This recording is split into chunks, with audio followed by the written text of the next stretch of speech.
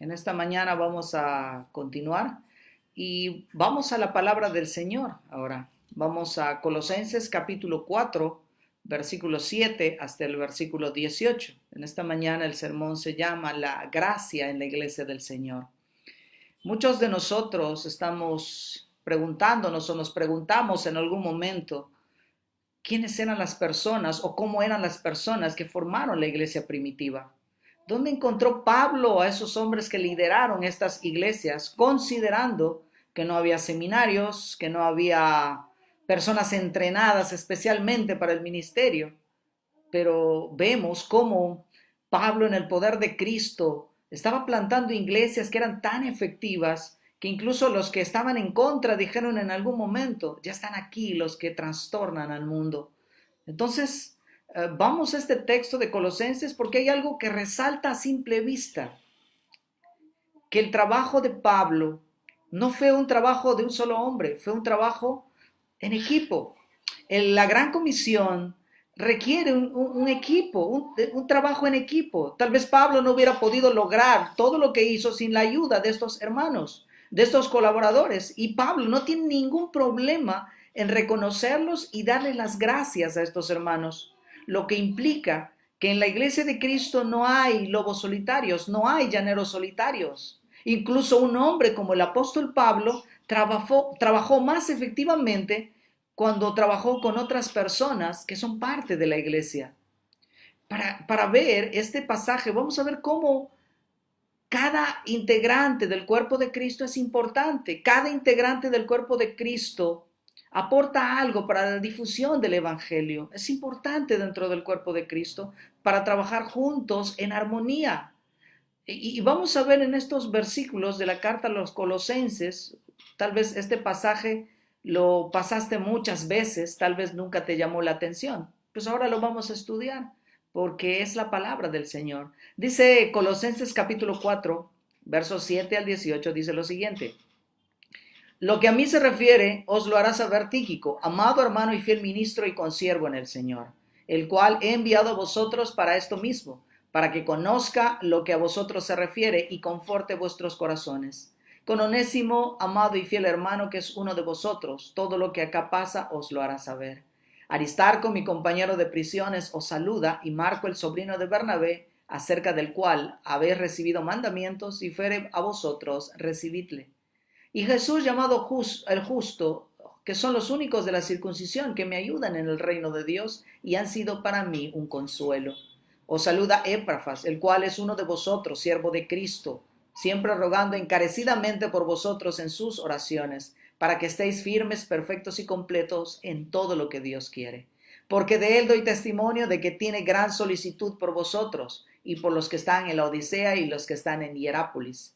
Os saluda Lucas, el médico amado, y Demas. Saludad a los hermanos que están en la Odisea y a Ninfas, a la iglesia que está en su casa. Cuando esta carta haya sido leída entre vosotros, haced que también se lea en la iglesia de los laodicenses y que la de la Odisea la leáis también vosotros. Decid a Arquipo: mira que cumplas el ministerio que recibisteis en el Señor. La salutación de mi propia mano, de Pablo. Acordaos de mis prisiones. La gracia sea con todos vosotros. Amén. Así que vamos a inclinar nuestros rostros y vamos a pedir la dirección de nuestro Dios en esta mañana, ¿sí? Así que vamos a orar. Señor, te damos gracias por este tiempo, te damos gracias porque permites que podamos llegar al hogar de nuestros hermanos a través de este medio. Y te pido, Señor, que tú te glorifiques en esta mañana, que tú nos hables, Señor, y nos des lo que necesitamos: consuelo, aliento, ánimo. Tú conoces nuestra necesidad, Señor, y te pido que a través de tu palabra tú nos consueles, nos ayudes, nos animes, Señor. Ayúdanos, Señor, en esta mañana, guíanos, Señor, abre nuestra mente y nuestro entendimiento, y sé tú quien tome la dirección de todo este tiempo. En Cristo Jesús te lo pido. Amén. Entonces, hermanos, vemos cómo este pasaje, que para muchos tal vez es un pasaje que no llama mucho la atención, pero hay mucho que aprender en estos últimos textos del libro de Colosenses. ¿Por qué? Porque toda la palabra es inspirada por Dios y está aquí para enseñarnos que estas personas son personas diferentes entre nosotros, entre sí mismos. Miren, cuando nosotros leemos los nombres, ninguno de ellos se parece, son diferentes. Por ejemplo, Lucas, que era médico, además fue el que escribió el libro de los Hechos y también el Evangelio que lleva su nombre. Hay otros como por ejemplo, sin ningún poder ni influencia, como Onésimo, que era un esclavo y que además estaba huyendo de su amo cuando Pablo lo encontró. Ellos son la iglesia de Cristo, así es la iglesia de Cristo. Un grupo de personas que jamás se hubieran juntado si Dios no hubiera obrado para que así lo hicieran. Personas que tienen un propósito, que son el cuerpo de Cristo y tienen el propósito de llevar el mensaje del Evangelio, el mensaje de salvación y para vivir para la gloria de Dios. Hermanos, somos personas muy diferentes por culturas, por raza, por idiomas, por trasfondo social. Somos personalidades diferentes, pero unidos en el Señor. Un grupo de personas que se ayudan mutuamente, que oran unos por otros, que se preocupan, que se animan unos a otros, que aportan a la iglesia de Cristo para sustentar también a los demás, a ayudarnos entre todos. Y todo esto, incluso aunque no nos conozcamos bien. Pero es sorprendente y es algo milagroso. ¿Por qué sucede eso? ¿Por qué no sucede esto en otro grupo que existe en el mundo? Solamente sucede en la iglesia. ¿Y por qué? Porque la iglesia es el diseño de Dios, porque la iglesia es la obra de Dios. Y estas personas que leemos en esta carta son muy diferentes entre sí. Ninguno es útil en sí mismo para servir a un Dios tan grande, a un Dios tan misericordioso. Pero vemos cómo la misericordia y grandiosidad de nuestro Dios se desborda y vemos cuán bueno es nuestro Dios.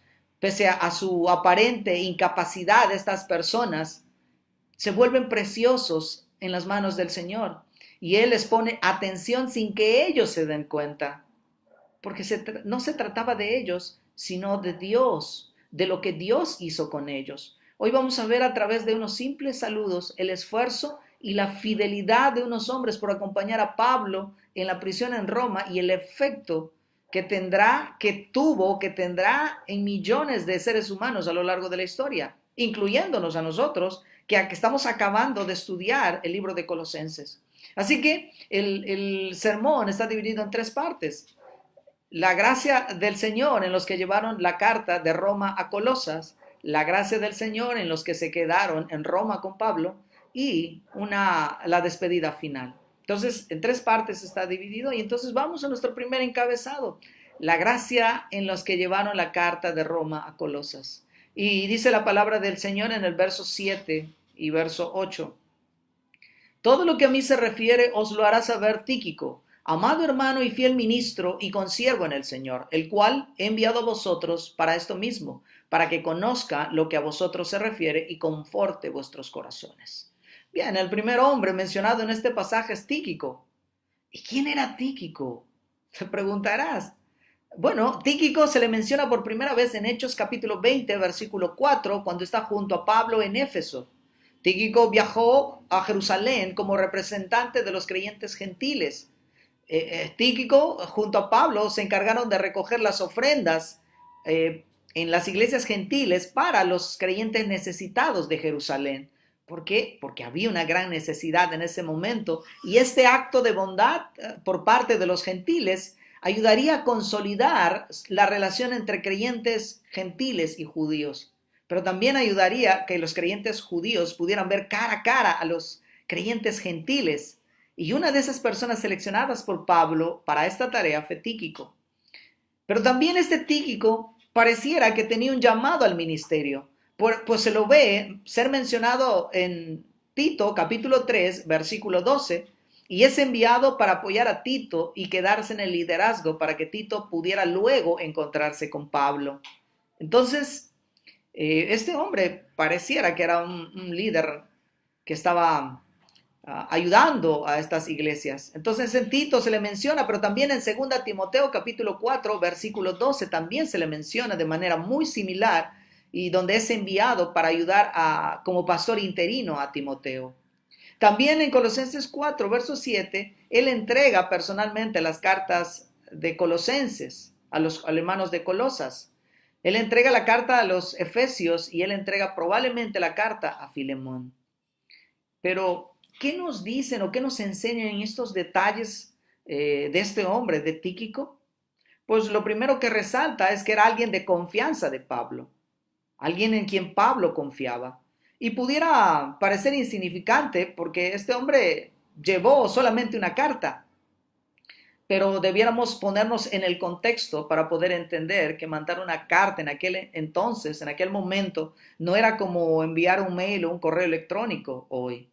Era caminar muchas veces o era atravesar muchos caminos un tanto peligrosos. Implicaba un trayecto lleno de dificultades y de peligros.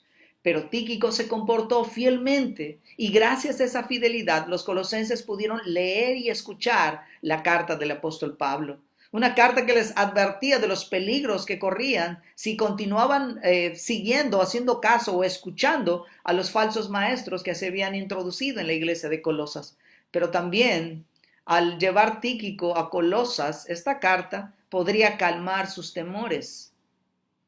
Al llevar esta carta, hermanos, llevó bendición, porque esta carta fue una bendición para los colosenses, pero no solamente para ellos, sino también para los millones de creyentes sobre la faz de la tierra, quienes nos hemos beneficiado de su servicio fiel.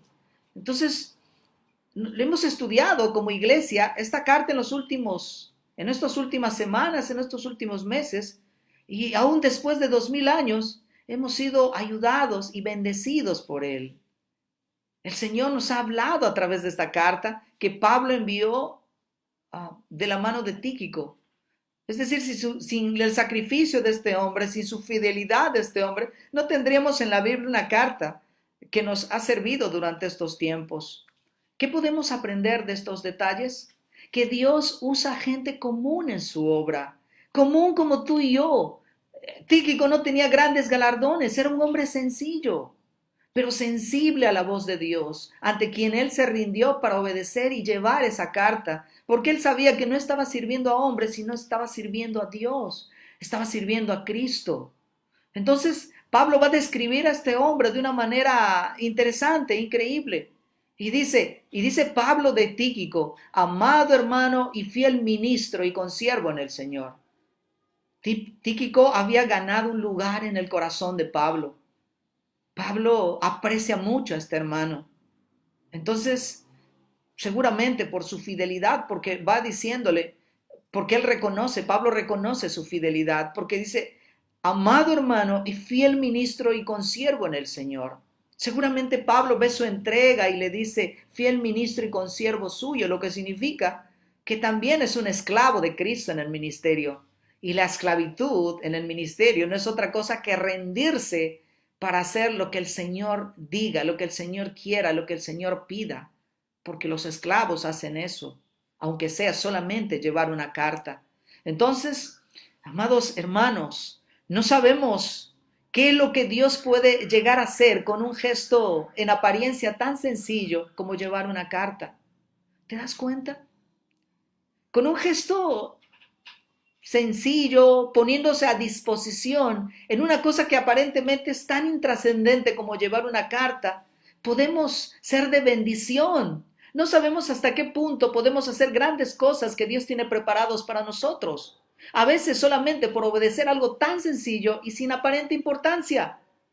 Pero lamentablemente, tristemente, a veces hay ocasiones donde podemos servir, pero a veces rechazamos porque pensamos que lo que nos están pidiendo en ese momento es algo que no tiene importancia, que no tiene valor, o tal vez nos consideramos demasiado capacitados para hacer esa cosa tan sencilla y rechazamos el hecho de servir y nos perdemos la oportunidad de servir al Señor y de ser llamados siervos fieles.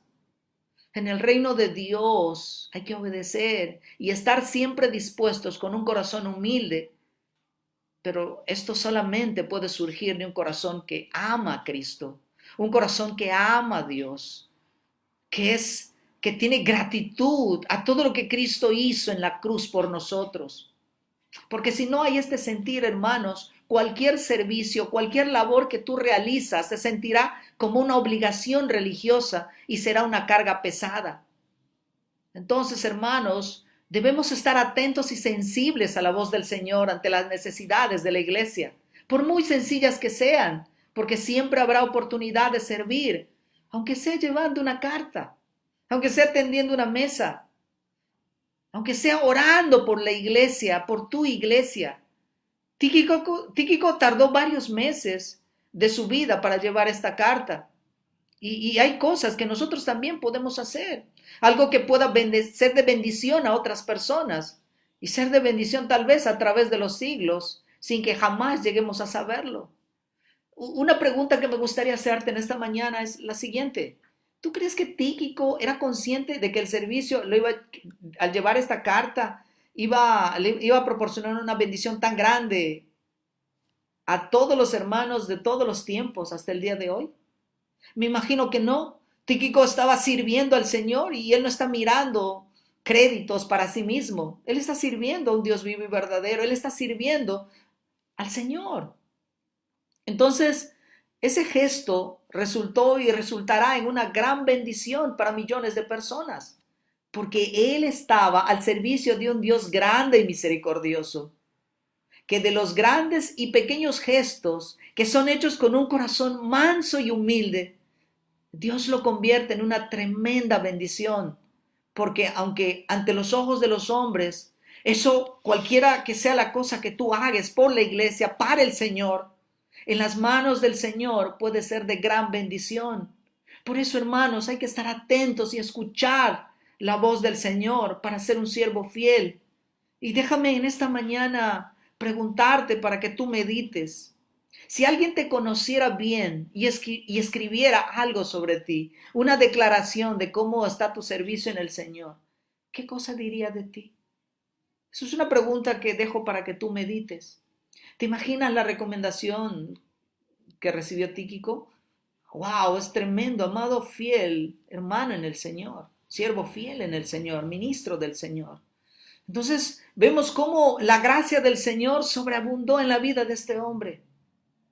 Pero este hombre no fue solo a Colosas. Este hombre fue acompañado. Fueron dos los que fueron a Colosas. Y el otro hombre que fue a Colosas también es un siervo de Dios. Y es siervo en un sentido doble, porque al ser siervo obviamente es un esclavo. Su nombre es Onésimo. Y dice la palabra, con Onésimo, amado y fiel hermano, que es uno de vosotros, todo lo que acá pasa os lo hará saber. ¿Quién era Onésimo? Bueno, aparentemente lo que se conoce de Onésimo es que Onésimo era un esclavo que había escapado de la casa de Filemón y que había llegado hasta Roma, en donde se encontró providencialmente con Pablo. Y aunque no sabemos las circunstancias de cómo se conocieron, lo cierto es que sabemos que Pablo era amigo de su amo Filemón y que Pablo, le escribió una carta llevado por este mismo hombre junto con la carta de los Colosenses. Aquí hay una situación que solo puede explicarse por la maravillosa providencia de Dios, donde un esclavo incrédulo huye de un amo creyente. Huye a la gran ciudad de Roma probablemente porque ese sería un lugar muy difícil de encontrarle, sería un lugar fácil de esconderse. Pero de alguna manera, providencialmente, él se encuentra con el apóstol Pablo. A su vez lo lleva a Cristo. Y entonces, mientras ya él convertido en cristiano pudiera ser de utilidad para Pablo, pero Pablo sabe también que este hombre tiene algunos asuntos pendientes. Y vemos cómo este hombre va a llevar esta carta a Filemón, a Filemón, va a llevar una carta a Filemón también, a su amo. Él va a ir con esa carta. Y dice la carta a Filemón en los versos 10 y 12, dice, te ruego por mi hijo Onésimo, a quien engendré en mis prisiones, el cual en otro tiempo te fue inútil, pero ahora a ti y a mí nos es útil, el cual vuelvo a enviarte. Tú pues recíbele como a mí mismo. Yo quisiera retenerle conmigo para que en lugar tuyo me sirviese en mis prisiones por el evangelio, pero nada quise hacer sin tu conocimiento, para que tu furor no fuese como de necesidad, sino voluntario, para que tu favor, no fuese como de necesidad, sino voluntario, porque quizás para esto se apartó de ti por algún tiempo, para que le recibieses para siempre, no ya como esclavo, sino como más que un esclavo, como un hermano amado mayormente para mí, pero cuanto más para ti, tanto en la carne como en el Señor. Así que si me tienes por compañero, recíbele como a mí mismo, y si en algo te dañó o te debe, ponlo a mi cuenta, dice Pablo. Entonces, eso es lo que él está llevando esa carta a los colosenses, para que Filemón pudiera, perdón, la carta a Filemón, para que Filemón pudiera enterarse su nueva condición. ¿Cómo era él? ¿Cómo lo describe Pablo? ¿Cómo describe Pablo a este esclavo que ha huido de su amo, pero que ahora es cristiano, ahora ha creído en Cristo, ha entregado su vida a Cristo? Y lo va a describir de una manera interesante porque dice, el hermano fiel, el amado hermano, uno de ustedes, dice Pablo, y es enviado para informarles sobre mis asuntos. Hay varias cosas que nosotros podemos aprender de esta pequeña porción de la palabra con respecto a Onésimo, que hay un lugar para todos en Cristo. Onésimo era un esclavo, posiblemente huyó, posiblemente tal vez robando algo, no hay una claridad en ese aspecto, pero pareciera que debió algo a Filemón. Pero Onésimo no solo debería ser castigado por su vida y por su posible robo, pero me gustaría, para poder entrar a eso, que tú consideres el contexto, la mentalidad de ese momento, de lo que significaba ser un esclavo. Ser un esclavo significaba no tener derechos y ser tratado como inferior a todos. Ser esclavo en el contexto romano no era ser considerado como objeto. Para el siglo primero, este acto era algo impresionante, era una revolución impresionante, porque ahora Onésimo, el esclavo, el que no servía para nada, ahora es considerado igual a ellos, igual a su amo, Filemón. Es igual a ellos, aún más, amado y fiel hermano, dice. Y lo cual nos muestra que el Evangelio, una vez que restaura al hombre, lo pone en un lugar especial. Ya sea hombre, mujer o niño, esclavo o libre, le da una nueva identidad, un nuevo estatus. Y sea cual sea la condición en la que nacieron o en la que se encuentren social o económicamente, esta es la nueva humanidad revestida en Cristo, donde todos los hombres y mujeres se tratan entre ellos con la misma dignidad delante de Dios y el resto de los hombres. Es lo que dice Pablo. Onésimo es uno de vosotros. Se lo dice a Filemón. Se lo dice a todos los colosenses. Dios no está viendo el pasado de Onésimo. Dios está viendo el presente de Onésimo. Él está viendo a Cristo en Onésimo. Entonces vemos cómo hay una nueva realidad en la vida de Onésimo. De la misma manera, nosotros también debemos aceptar y amar a todos los hombres que Dios trae a la iglesia, que Dios cambie en la iglesia. A esos nuevos hermanos debemos aceptarlo. Y no veamos su pasado, sino cómo Dios lo ha cambiado, cómo Dios le ha dado un nuevo estatus. Ya es nuestro hermano fiel en el Señor, perdón, nuestro hermano en el Señor. Entonces, Dios trae nuestras iglesias independientemente de su pasado. Es ahora nueva criatura. Es diferente ya. La misma misericordia que Dios tuvo con ellos, con los colosenses, con Filemón, la misma misericordia Dios pide que ellos tengan con él. Porque ya no es un esclavo, es un hermano en Cristo. Así, la misma fidelidad que tuvo con ellos al perdonar sus pecados, ahora lo deben tener con Onésimo. Onésimo ya se ha arrepentido. Entonces ellos deben perdonar. Ni Filemón ni el resto de la congregación tratarían a Onésimo ya como el esclavo que era. Ya no podía tratarlo como el imperio trataba a los esclavos, porque ya es un hermano en Cristo. Ahora todos ellos son hermanos en Cristo y esclavos del mismo Señor.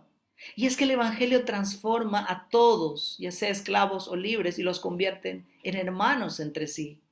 Todos nosotros hemos sido llamados por Cristo para tener un mismo sentir, para tener un mismo estatus. Y todos tenemos una nueva identidad. Esa identidad está en Cristo. Todos nosotros, al igual que Onésimo, huíamos de Dios, huíamos de la presencia de Dios, pero el Señor en su gracia y en su misericordia nos trajo hacia sí mismo, nos atrajo hacia sí mismo. y nos dio a su Hijo Cristo y cambió totalmente nuestra vida, así como cambió la vida de Onésimo. Así lo perdonó Dios, así nos perdonó a nosotros y nos ha transformado de tal manera que ya nunca más seremos esclavos, sino libres en Cristo. Si es que aceptamos su perdón y dejamos que su misericordia nos alcance, vamos a ser libres. Si no eres miembro de la iglesia de Cristo, si no crees en Cristo, yo te pido en esta noche que tú consideres las palabras de Cristo. Venid a mí todo lo que estáis cargados y cansados y yo os haré descansar. Considera, Cristo es el camino, la verdad y la vida. Nadie viene al Padre si no es por mí. Cristo cambió la vida de Onésimo. Ahora él ya no es esclavo, ya no más. Ahora es un hermano en Cristo. Y los hermanos de Colosas y su amo Filemón deben tratarlo como tal, un hermano en Cristo. ¿Cómo tú estás tratando a tus hermanos? ¿Cómo tú estás tratando a los hermanos de la iglesia? ¿Cómo tú estás siendo con los hermanos de la iglesia? ¿Estás siendo perdonador? ¿Estás perdonando las ofensas? ¿Cómo estás? ¿Cómo tú en esta mañana, cómo tú te evalúas? Esta pregunta te lo dejo también. Si eres perdonador, porque hay una demanda de perdonar a nuestros hermanos, de no considerar lo que ha pasado. Entonces, estos dos hombres, tanto Tíquico y con Onésimo, son los que llevaron la carta a los colosenses, los que fueron de Roma a Colosas. Pero también hubo un grupo de personas que se quedaron con Pablo allá en Roma. Entonces, dice la palabra del Señor: Aristarco, mi compañero de prisiones, os saluda, y Marcos, el sobrino de Bernabé, acerca del cual habéis recibido mandamientos. Si fuera vosotros, recibidle. Y Jesús, llamado Justo, que son los únicos de la circuncisión que me ayudan en el reino de Dios, y han sido para mí un consuelo.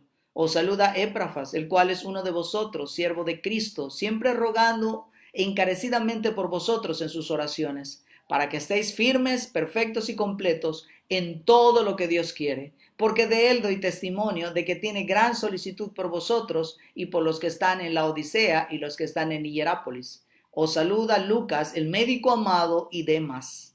Entonces comienza diciendo: Aristarco, mi compañero de prisiones, te saluda. ¿Quién era Aristarco? Su nombre no es muy común, pero siempre que se lee el nombre Aristarco está al lado de Pablo. En Hechos capítulo 19, versículo 29, en aquel alboroto de Éfeso, cuando la multitud clamaba Diana, grande Diana de los Efesios, donde el ministerio de Pablo está siendo amenazado con estos hombres, porque Pablo ha chocado contra sus ingresos de estos hombres que se dedicaban a hacer estatuas de ídolos de la diosa Diana. Entonces, vemos cómo este hombre está al lado de Pablo. En Hechos 19, 29 dice: y toda la ciudad estaba llena de confusión, y habiendo atrapado a Gayo y Aristarco, hombres de Macedonia, los compañeros de viaje de Pablo, se apresuraron al teatro. Entonces, él está ahí. En ese momento Aristarco está junto a Pablo. Pero también vemos a Aristarco en Hechos capítulo 20, versículo 4, acompañando a Pablo en su viaje de regreso a Jerusalén. Pero también lo vemos en Hechos capítulo 27, versículo 4, acompañando a Pablo en su viaje a Roma. Hay mucho que admirar de este hombre, Aristarco. Es la gracia de Dios operando en la vida de este hombre. Él fue perseguido por su fe junto a Pablo. Él soportó un naufragio junto a Pablo. Él voluntariamente eligió estar con Pablo en prisión por el bien del evangelio. Pablo lo describe como el compañero de prisión, y es muy poco probable que este hombre fuera un prisionero como lo fue Pablo. El punto era que Aristarco se quedó con Pablo durante su encarcelamiento, compartió la experiencia con él al quedarse a su lado. Entonces, no hay nada que vemos en este hombre que sea particularmente tal vez talentoso o famoso. Lo que se destaca de él es que fue fiel, que se sacrificó a sí mismo para ministrar a Pablo. Muchos de nosotros vivimos vidas egoístas, que a veces no pensamos en nuestro prójimo. Pero este hombre renunció casi a su vida por acompañar y servir a Pablo, porque él sabía que a través del servicio que él está realizando a Pablo, él está sirviendo a su Dios, él está sirviendo a Cristo, él está sirviendo a la iglesia a través de ese servicio que hacía a Pablo. Él renunció a sí mismo para servir a Pablo. Eso es algo que ni tú ni yo tal vez haríamos. Pero vemos cómo la gracia del Señor opera en su iglesia. Y este hombre Aristarco ha renunciado prácticamente su vida para estar al lado de Pablo por el bien del Evangelio. Y es algo que nosotros debemos imitar. Es algo que nosotros debemos valorar, porque es la gracia de Dios operando en la vida de su iglesia. ¿Cómo estás tú? ¿Cómo estás viviendo tu vida cristiana? ¿Cómo estás siendo fiel? ¿Estás renunciando tal vez a tus deseos carnales para servir al Señor, para agradar al Señor? Yo no sé cómo tú estás viviendo, pero es una pregunta que te lo dejo a manera de meditación. Pero Aristarco no era el único que se quedó en Roma. También resalta el nombre de Marcos. Y dice la palabra, y Marcos, el sobrino de Bernabé, acerca del cual habéis recibido mandamientos, si fuere vosotros, recibidle. ¿Qué sabemos sobre Marcos? Hechos capítulo 13 nos va a mostrar el primer viaje misionero de Pablo, cómo en el verso 13 vamos a ver cómo este Marcos abandonó a Pablo cuando las cosas se pusieron difíciles. Y en Hechos capítulo 15, verso 37 al 39, vemos cómo por culpa de Marcos hay una fricción entre Pablo y Bernabé. Y vemos cómo a consecuencia de esta fricción, cómo Pablo y Bernabé se separaron, dividiéndose, y cada uno se fue por su propio camino. Pues Bernabé quería llevar a Marcos en su segundo viaje, pero Pablo se opuso. De esta manera, cada quien se abrió y se fue por su camino.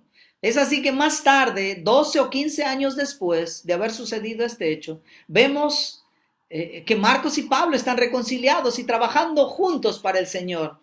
Y es a pesar de las diferencias pasadas, Juan Marcos permanece fiel y constante junto a Pablo. Tanto así que en 2 Timoteo capítulo 4 versículo 11, más tarde, solicitado por Pablo, dijo Pablo de él en este pasaje, toma a Marcos y tráelo contigo porque me es útil para el ministerio. Entonces, ya limaron asperezas, han pasado muchos años, el hombre ha madurado y es útil para el ministerio. Pero ¿cómo era él? Dice la palabra, volviendo a nuestro texto en Colosenses, si viene, recíbenlo, recíbanlo.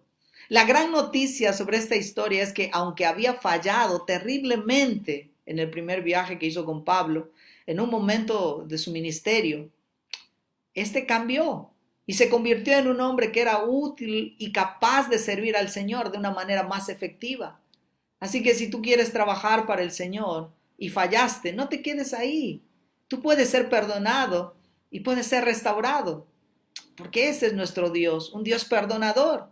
Entonces vemos que después de aquella experiencia junto a Pablo, juntos, Pablo y Marcos tuvieron que aprender a perdonarse y crecer más en el Señor. Y a través de este versículo podemos saber que Pablo perdonó y se olvidó del tropiezo de Marcos y que también Marcos nos lo dice, no lo dice este versículo que de alguna manera se quedó tirado ahí. Marcos no se quedó, obviamente, seguramente se paró y salió, se levantó para seguir sirviendo al Señor.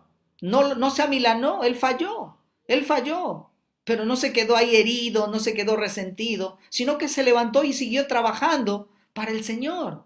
Entonces, pero ya no solo junto a su tío Bernabé, porque vemos cómo en ese viaje que fueron a Chipre, Bernabé lo llevó. Y después, tiempo después, lo vemos junto a Pedro y sabemos que él estuvo acompañando a Pedro y escuchando sus predicaciones, que seguramente le sirvieron para elaborar su evangelio, el evangelio de Marcos. Y ahora lo vemos colaborando con Pablo. Quiero resaltar esto en la vida de Marcos, porque es una manera de comprender a Dios en su soberanía. Es una manera de comprender un poco más a Dios dentro de la labor que realiza en su iglesia a través de sus siervos. Él nos disciplina, nos enseña y nos restaura. Por lo que sabemos, es muy probable que Dios usara la misericordia y el cariño de Bernabé al darle una nueva oportunidad en aquel segundo viaje. Todo el conocimiento que Pedro tenía del Señor para llegar a ser un escritor del Evangelio y cimentarse en la verdad del Evangelio, Y entonces vemos la disciplina rígida de Pablo también al confrontarlo a la hora de decirle la verdad, sirvió de mucho a Bernabé y que en esas condiciones él no podía viajar. ¿Te das cuenta, hermano? Cómo Dios en su soberanía va a usar a todos los hombres que existen en la iglesia, a los hombres que están a tu alrededor, a los líderes de la iglesia, va a usar muchas veces para tu bendición, para que tú puedas crecer y madurar en la gracia del Señor. Juan Marcos no se quedó ahí regañando y no aceptando el consejo y no aceptando tal vez la confrontación de Pablo.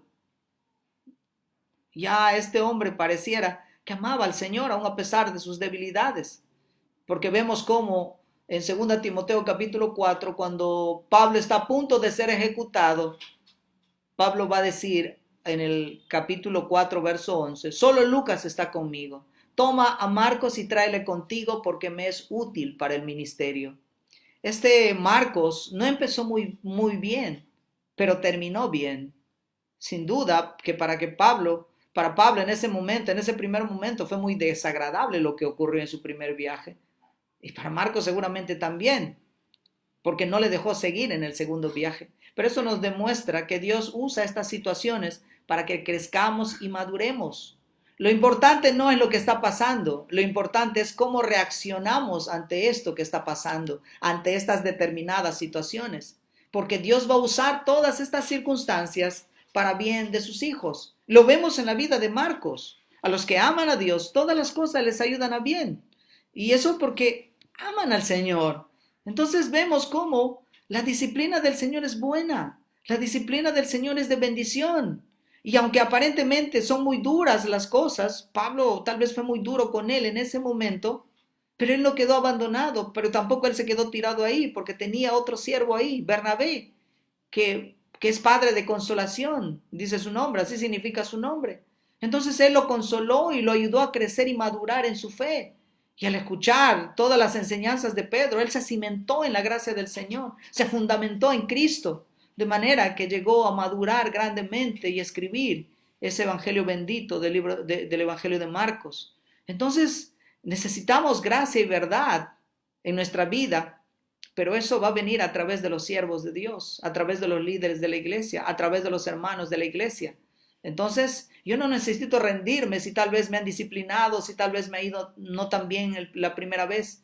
Yo debo continuar, porque estoy sirviendo a un Dios vivo y verdadero. Yo debo continuar adelante porque no puedo rendirme, porque sería desobedecer al Señor. Y yo quiero obedecer al Señor. Yo quiero glorificar al Señor. Entonces, vemos cómo estos hombres obraron en la vida de Marcos, tanto así que este hombre maduró y fue útil al ministerio. La pregunta que yo te hago en esta mañana, al mirar esta vida, ¿qué tanto estás ayudando a tus hermanos a crecer en la gracia del Señor? La otra pregunta que me gustaría hacerte, ¿cómo tú estás recibiendo el consejo de los hermanos mayores? ¿Cómo tú estás recibiendo tal vez la exhortación de los hermanos? ¿O estás volviéndote reacio y no quieres escuchar? Juan Marcos escuchó y no se amilanó, él aceptó. Y Dios obró a través del liderazgo para que él pudiera crecer y madurar. ¿Cómo estás tomando cada exhortación? ¿Estás tomándolo bien o estás tomándolo mal? ¿O estás considerando que eres demasiado conocedor de la Escritura como para que te digan algo? Arrepiéntete si es así, porque la sombra que sigue a Dios es la humildad y la mansedumbre. Entonces, vemos también que aparte de Marcos, aparte de Aristarco, hubo otras personas más. Jesús el justo, nos dice la palabra en el verso 11. Y Jesús llamado justo, que son los únicos de la circuncisión que me ayudan en el reino de Dios y han sido para mí un consuelo. Jesús llamado justo, junto a Aristarco y a Marcos, son los judíos cristianos que desde Roma mandan saludos a los colosenses y de lo que Pablo dice que ayudan en el reino de Dios. Pero dice también que ellos han sido para él un consuelo. Pues, ¿cómo así un consuelo? Estamos hablando de Pablo. Pues podría serlo en doble sentido. Primero, vamos a ver, porque Pablo había predicado muchas veces en las sinagogas de las ciudades en las cuales llegaba y a veces nunca tuvo el éxito que él esperaba tal vez entre los de su propia raza. Por eso ahora tener estos tres hombres de origen judío le ayudaba que estaban ayudándole en la extensión del reino de Dios, esto probablemente era un consuelo, que su trabajo realmente había dado fruto. Pero también podemos ver que tal vez no existen superhombres en la iglesia de Cristo, solo hombres débiles, hombres necesitados de la gracia de Dios y necesitados del consuelo del hermano. Tal vez el hecho de verlos simplemente animaba a Pablo, el hecho de verlos o tal vez recibir exhortación de ellos para no tirar la toalla y seguir extendiendo el reino de Dios, era para él un consuelo, porque muchas veces estamos en necesidad, hermanos, de un consejo, de ánimo tal vez, necesitados del hermano. Así que si tú tienes una necesidad, tienes una necesidad de hermano, no tengas temor de pedir a tu hermano, hermano, ayúdame en oración, hermano, ayúdame a orar por este propósito, porque esa es la iglesia de Cristo. Nos ayudamos unos a otros, nos consolamos unos a otros, nos exhortamos y juntos vamos creciendo en la gracia del Señor. Pero también vemos a otro hombre, no solamente estos tres hombres, está bien también el nombre de Epafras. Dice la palabra del Señor en el verso 12, os saluda Epafras, el cual es uno de vosotros, siervo de Cristo, siempre rogando encarecidamente por vosotros en sus oraciones, para que estéis firmes, perfectos y completos en todo lo que Dios quiere, porque de él doy testimonio de que tiene gran solicitud por vosotros y por los que están en la Odisea y los que están en Hierápolis. Es muy probable que Epafras fuera el pastor que cuidaba la iglesia en Colosas, y con él se habrían convertido la mayoría de los miembros de la iglesia. Parece que tenía una inquietud en el corazón que lo llevó hasta Roma. Una inquietud en el corazón tan grande que hizo que viajara varios meses para llegar hasta Roma y pedir ayuda a Pablo. ¿Sabes cuál era esa inquietud que tenía en su corazón? ¿Sabes, verdad? Estudiamos la carta de Colosenses. Había falsos maestros que se habían introducido en la iglesia y estaban propagando falsas enseñanzas. Es así que él va hasta Roma y le dice a Pablo lo que está pasando con estos falsos maestros, que ponían a Cristo en el mismo nivel de seres espirituales como los ángeles, por ejemplo, provocando que los miembros de la iglesia perdieran la confianza en Cristo y pusieran su vista en otras cosas, tal vez en las cosas de este mundo. Entonces vemos cómo Epafras tenía sensibilidad por la sana doctrina y el amor que tenía por su iglesia, por la iglesia de Cristo, hizo que viajara una distancia tan grande para llegar a Roma y contarle a Pablo lo que estaba pasando y pedirle ayuda. Y gracias a esa pasión que él tuvo por Cristo y su esfuerzo por contarle a Pablo lo sucedido, es que hoy tenemos esta carta a los colosenses entre nosotros y dentro de la palabra de Dios. Epafras sabía que Cristo ama a su iglesia. Él sabía lo precioso que era su iglesia para él. Por eso es que él oraba incansablemente por esa iglesia. Por eso es que él oraba con mucha pasión por esta iglesia. Y no era una oración tan sencilla o mecánica, era como una lucha que él tenía, hasta esforzándose hasta obtener tal vez respuestas del Señor. Y el motivo de esa lucha en oración no era para que sus hermanos tuviesen mejores casas o para que tuviesen dinero o tal vez para que tuviesen mejores empleos. No, podemos ver que él oraba para que estuvieran firmes y perfectos en todo lo que Dios quiere. Por eso hay necesidad de ser sensibles a la voz de Dios, hermanos, para que podamos distinguir en cada momento lo que el Señor quiere para nuestra vida. Él no está enfocado en sí mismo, Él no está enfocado en la comodidad, Él está enfocado en el bien de los miembros de su iglesia, que es para que estuvieran firmes en el Señor y no en las normas de las leyes que dictaban estos falsos maestros. Y hermanos, a veces nos perdemos en lo que nuestra carne desea y no en lo que Dios quiere darnos.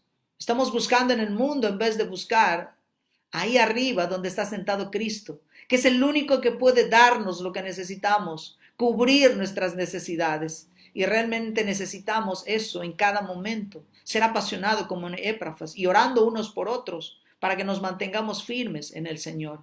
Pero también menciona a otro hombre. Dice la palabra, os saluda Lucas, el médico amado y demás. Hay pocas cosas bonitas que se pueden decir a un amigo, que es muy querido y muy amado, y además amado por todos. Es un siervo del Señor, amado por él mismo. Sabemos que se trata, ¿de quién se trata? Lucas, el escritor del libro de los Hechos y del libro y del Evangelio que lleva su nombre. Él desde que conoció a Pablo lo acompañó en varias ocasiones, desde su segundo y tercer viaje misionero hasta los últimos días de Pablo. En su segundo cautiverio en Roma, Lucas estuvo sirviendo. Ahí, junto a Pablo, estuvo sirviendo a Pablo. De hecho, Lucas viajó con Pablo en el último viaje, que es el cuarto en el viaje hasta Roma. Lucas estuvo con Pablo sirviéndole mucho tiempo. Tal vez él dejó por completo su profesión. Tal vez él dejó de atender a muchas personas y tal vez de hacerse de dinero, porque era de profesión médico. Dejó todo para servir al Señor, para servir al Evangelio. Y vemos cómo esa gran bendición que tuvo, porque a través de la historia de la iglesia y en la palabra de Dios están plasmados dos de sus libros.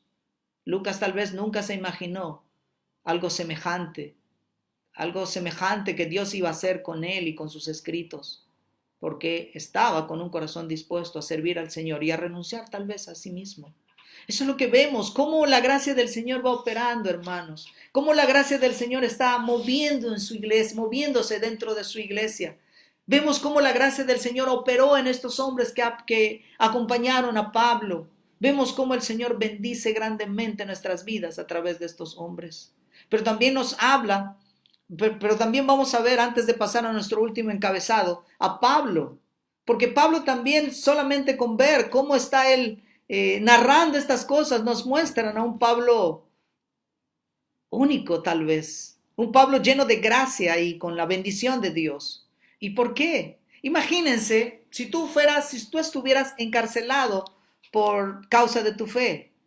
Imagínate que tú tengas que escribir una carta para los de afuera. ¿Cómo sería tu carta? ¿Cómo sería nuestra carta si nosotros escribiéramos hoy, si estuviéramos en la cárcel debido a nuestra fe? ¿Qué tipo de carta escribiríamos nosotros? ¿Qué contenido le pondríamos?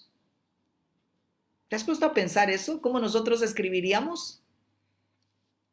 Tú has estado estudiando el libro de Colosenses y entonces podrías ver en qué Pablo se centró. Pablo no se centró en las terribles condiciones tal vez en la cual él estaba. Pablo no se centró en lo que necesitaba tal vez. Pablo no reveló amargura o enojo por la forma que lo trataron. Tal vez muchos de nosotros no escribiríamos, no estaríamos en esa, si estaríamos en esa condición no escribiríamos de la misma forma. Tal vez seríamos egocéntricos, todo lo contrario que lo que Pablo hizo y escribió.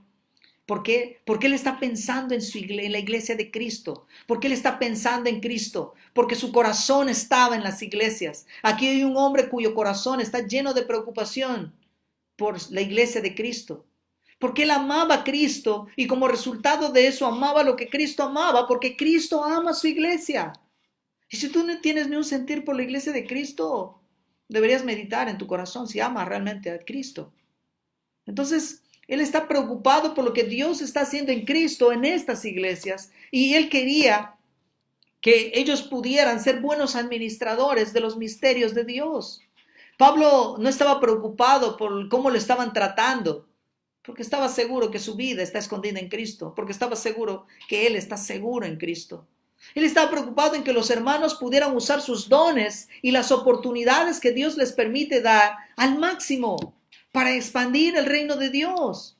Ese es el apóstol Pablo. Pero también dice la palabra del Señor, ya en nuestra encabezado final, la despedida final. Volviendo a repetir el verso 14. Os saluda Lucas, el médico amado, y Demas. Saludad a los hermanos que están en la Odisea y a Ninfas, a la iglesia que está en su casa.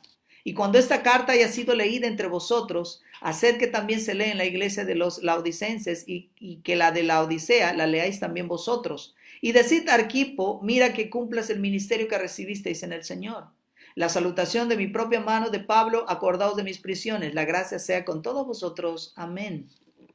Y antes de comenzar, antes de mirar a esta salutación final, quisiera mirar el verso 14, la última parte del verso 14, cuando dice, os saluda Lucas, el médico amado, y menciona a alguien más, Demas. Vemos cómo en seco para ahí y Demas. ¿Te has fijado? En una carta donde Pablo va a decir algo de cada uno de estas personas, de estos colaboradores suyos, cuando habla de Demas hay un silencio. Imagínense, los hermanos están leyendo la carta en medio de la congregación y esperando, pero no dice nada de Demas. ¿Qué está pasando? Él es uno de los colaboradores de Pablo, pero no dice nada de él. Me imagino, es una sorpresa para todos. Es una sorpresa para aún los hermanos que están escuchando. ¿Y por qué no habla de Demas si él está con Pablo? De todos dice algo, menos de este hombre. ¿Se imaginan tal vez el murmullo de la iglesia en ese momento cuando Tíquico está leyendo la carta? Porque no decía nada sobre Demas. ¿Cómo no va a decir algo de Demas si Demas está en el ministerio? Si Demas está colaborando con Pablo. ¿Por qué Pablo no tendría algo que decir de él si era su colaborador? Tal vez Pablo está empezando a sospechar que el corazón de Demas no está en Cristo. Tal vez él está trabajando en el ministerio, pero no está trabajando para el Señor. Tal vez está él ahí en el ministerio, pero no está confiando en el Señor. ¿Cómo no lo iba a notar? Era el apóstol Pablo. Era prácticamente como su pastor. Era su maestro. Tal vez hay un silencio ahí en medio de la lectura de la carta cuando menciona a Demas. Imagínense ese silencio en la iglesia de Colosas. Tal vez Pablo estaba viendo ya la falta de brillo en los ojos de estos hombres, el brillo del Espíritu en los ojos de este hombre, Demas. Porque es inconcebible. Pablo siempre está muy presto a mostrar los dones de sus discípulos a los demás. ¿Con qué finalidad? Para animarles y para confirmarlos. Pero aquí se calla, aquí está en silencio. Vemos cómo este hombre más tarde va a dejar a Pablo. Pablo en su segundo encarcelamiento, ya en Roma, a punto de morir, ya anciano, lleno de tristeza, va a decir en el 2 Timoteo capítulo 4, versículo 9, procura venir pronto a verme porque Demas me ha desamparado amando este mundo y se ha ido a Tesalónica. Lo ha desamparado porque ama más el mundo y se ha ido a Tesalónica.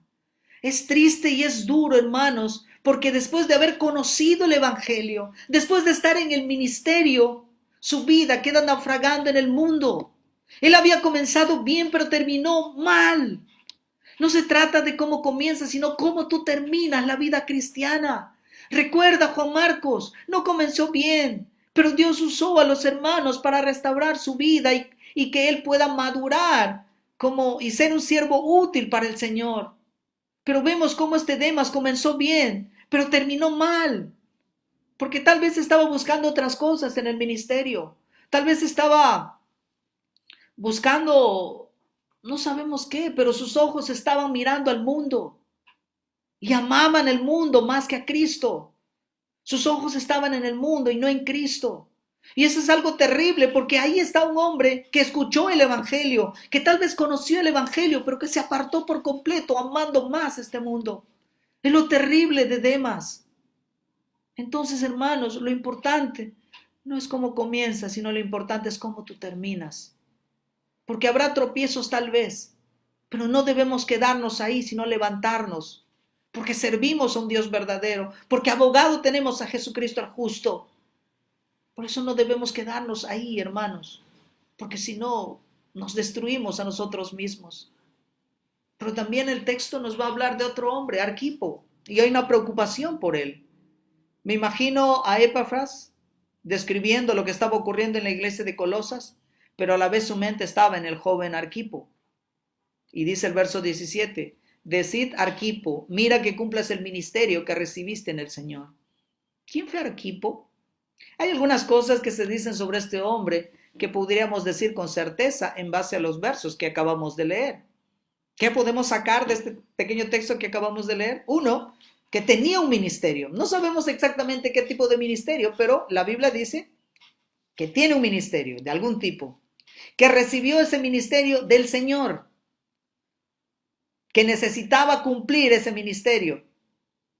Él estaba en la iglesia de Colosas. El ministerio era ahí en la iglesia de Colosas. Era un soldado, era un militante de Cristo ahí en la iglesia de Colosas.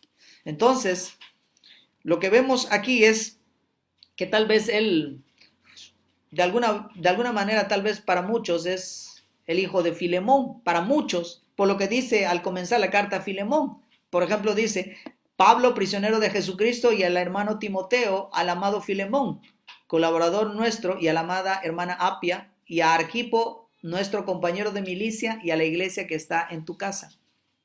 Para muchos sé eso, pero no importa, sea familiar o no sea familiar de Filemón, pero es un líder de la iglesia. Pero lo importante es que él tenía un ministerio. Dice que tenía un ministerio. Pero lo que se llama Arquipo hacer, lo que se dice de Arquipo, es lo que se pudiera decir de cualquier hermano en Cristo, de cualquiera de nosotros en la iglesia. ¿Por qué? Porque dice que el ministerio que tú tienes te fue dado por el Señor. El ministerio que Arquipo tenía le fue dado por el Señor. Pablo quería que este joven debía recordar que el ministerio que tenía no era dado por hombres, no era dado por sí mismo tal vez, sino este era un ministerio que el Señor mismo le dio libre y amablemente. Y es que a veces en el calor del ministerio, en el rigor del ministerio, dentro del estrés y la presión, es posible olvidar lo que Dios ha hecho por nosotros. Es posible olvidar que el ministerio que tenemos nos fue entregado por el Señor. Olvidamos que el Señor hizo todo lo posible para que nosotros pudiéramos estar en el lugar donde estamos. Eso es tan cierto como para este hombre, como para nosotros también. Tanto para Arquipo como para nosotros también. Así que en la lucha que tenemos constantemente, olvidamos que cualquier ministerio, cual sea el ministerio que tú tengas, hermano, te lo fue concedido por el Señor. Y tú me dirás, pero yo no estoy sirviendo en la iglesia. Tienes un ministerio, por ejemplo, en tu hogar. Es tu ministerio. Y tal vez en medio de la lucha que tienes por la desobediencia de los hijos, fricciones con la esposa, por las diferencias de opinión o qué sé yo, cualquier otra situación, olvidas y quieres a veces tirar la toalla. Pero recuerda, hermanos, ese ministerio que tienes te lo dio Cristo. Ese ministerio que tú tienes no lo dio el hombre, sino Cristo. Dios en su soberanía hizo las cosas como tal, de manera que tú tienes el ministerio que tienes, porque Dios así lo ha establecido. ¿Y qué pasa con el ministerio que tú tienes? Y dice la palabra, y dice Pablo, refiriéndose a Arquipo, necesitas cumplir tu ministerio, cumple tu ministerio. Estas personas dentro de la iglesia de Colosas están cuestionando la preeminencia de Cristo. Le estaban socavando con el legalismo, el misticismo y el ascetismo. Esto podría haber sido muy intimidante para este joven. Entonces, Pablo le va a decir, cumple tu ministerio. Y es lo duro que a veces sucede en nuestro ministerio. A veces tenemos personas en contra y las cosas se ponen difíciles. Y Pablo te diría para animarte, ese ministerio te fue dado por Cristo. Por tanto, tienes la responsabilidad de cumplirlo. Tienes una responsabilidad grande, no delante de los hombres, sino delante de Dios. Todos somos siervos de Dios. Todos somos servidores de Dios.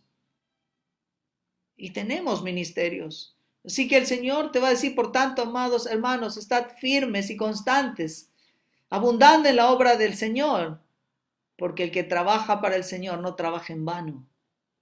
Muchos de nosotros tal vez estamos agotados, sin fuerzas, sirviendo al Señor. Tal vez tú estás ahí sin fuerzas, desanimado, hermano. Levántate, hermano. Tú estás sirviendo al Dios vivo y verdadero. Tú estás sirviendo a nuestro Señor. Entonces, Él te dio tu voz, Él te dio tu voz, la voz que tú tienes. Él te dio la vida que tú tienes. Él te dio todos los recursos que tú tienes por su gracia. En Cristo te dio todas estas cosas para que cumplas tu ministerio. Tienes un ministerio que no viene de hombres, sino viene de Dios. Y es tu deber y responsabilidad cumplirlo. Y en Él encontrarás las fuerzas que necesitas para cumplirlo. Y en Él necesitas estar junto a Él para dar realmente gloria a su nombre. Así que hermanos, No te quedes ahí desanimado, levántate hermano, porque servimos al Dios vivo y verdadero. Y Cristo está constantemente intercediendo por ti allá en los cielos. ¿Por qué? Porque tan igual como tú estás luchando, hay miles de personas, miles de cristianos luchando con sus ministerios. Y tal vez algunos, tal vez tienen ministerios más visibles que otros, tal vez dentro de la iglesia y fuera de ella. Pero vemos cómo estos hombres que hemos visto en esta noche tenían algo que aportar a la iglesia de Cristo. Eran hombres diferentes, pero amaban al Señor. Eran hombres distintos, pero tenían un mismo sentir. Eran hombres que tal vez ante los ojos de los hombres eran inútiles, pero grandiosos para Dios, grandemente usados por Dios. Los gestos que ellos hicieron tal vez fueron intrascendentes para el hombre, pero en las manos de Dios se vuelven grandiosas, de gran bendición para los millones de creyentes a lo largo del mundo. Así cada uno de nosotros estamos llamados a cumplir la gran comisión.